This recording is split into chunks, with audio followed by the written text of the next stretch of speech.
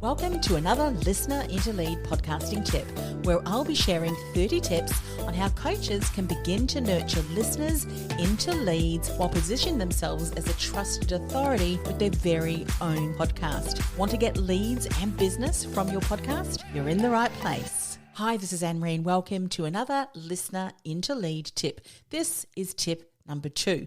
Now, over the next number of tips, I'm going to be sharing the mistakes that I made and wish I'd avoided 13 years ago when I started my very first co-hosted podcast. I was in the career industry working with executives back then as a personal brand strategist and career coach, helping my clients to get noticed, hired, and paid what they are worth when they secured their dream jobs. However, back in 2008, the global financial crisis hit, and the doom and gloom being portrayed by mainstream media was negatively impacting people's psyche around the world. And these people, many people, had found themselves unemployed and struggling to find work. It was a difficult time. However, we knew things were not impossible. There were jobs. Less jobs, but there were jobs out there, and people needed to change their approach to job searching, to tap into that hidden market. And we knew that if people keep listening to the doom and gloom of mainstream media, they would remain stuck. Sadly, mainstream media hasn't really changed much over the last 13 years, which is great that you're thinking of starting a podcast or you have a podcast already to bring some hope and inspiration and empowerment in your area of expertise. So anyway, a colleague and I started Career Success Radio. We had no idea what we were doing, but we did it anyway. That's kind of my MO, figure things out as I go along.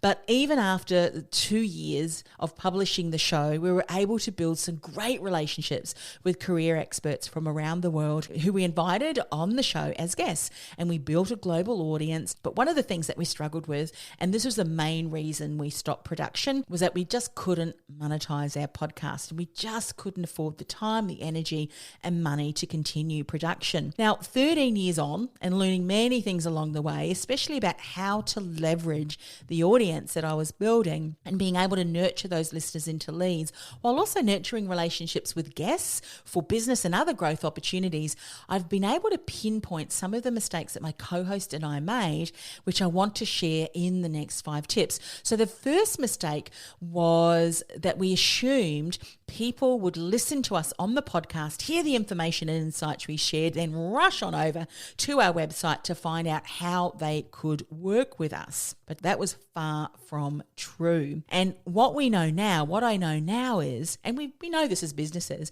it can take multiple touch points for people to get to know, like, and trust us. And there's a difference between your audience building know, like, and trust when they're listening to you on your podcast as a podcast host versus listening to you on your podcast building know, like, and trust through the lens of, do I want to hire this person?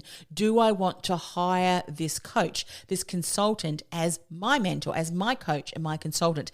There's a different psyche. There's a different thinking about that. There's different things that a person will be looking for if they're in buying mode. Their approach is different than just listening to a podcast episode versus listening to a podcast episode to see whether this person is someone that I'd like to hire. In fact, I'd say that a majority of your audience is not really looking to buy, but rather to learn, to be inspired, to find an answer to a solution or problem that they're looking for. They're not really in buying mode yet.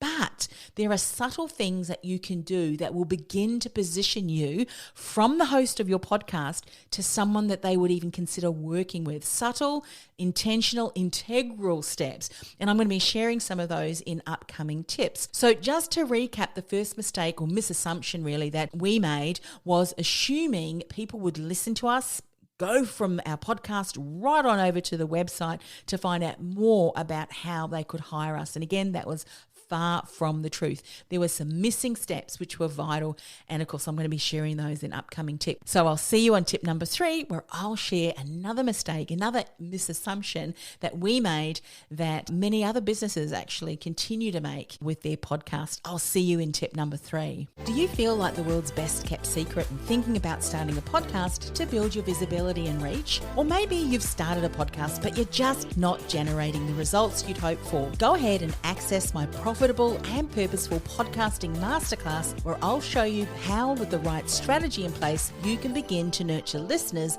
into leads from your very first episode. Go to www.podcastingwithpurpose.com/listener into lead. That's podcastingwithpurpose.com/listener into lead.